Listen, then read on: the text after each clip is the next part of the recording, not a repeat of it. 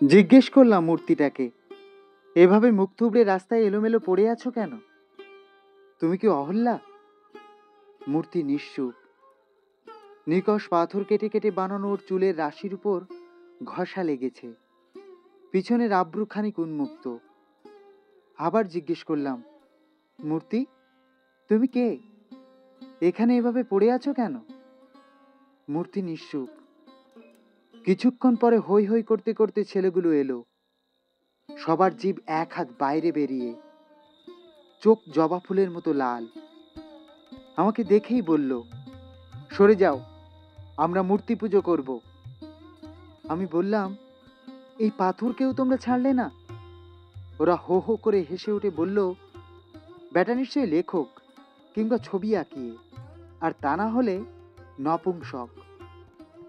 আমি দুটো কানে হাত চাপা দিয়ে ফিরছি, মনে মনে জিজ্ঞেস করতে করতে, মূর্তি তুমি পাথর কেন? তুমি আগুন নয় কেন? মূর্তি তুমি আগুন নয় কেন?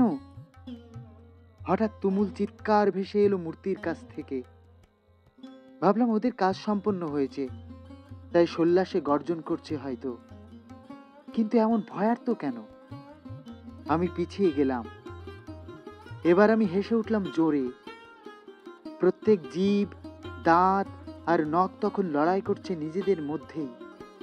বলছে, ওই মূর্তি আমার মায়ের। অপরজনও বলছে, না, ওই মূর্তি আমার মায়ের। আমি হাসতে হাসতে মূর্তিটা তুলে ধরে জিজ্ঞেস করলাম, ওরা যে সবাই মা দেখছে তোমায়, মূর্তি তুমি কার মা হলে তবে?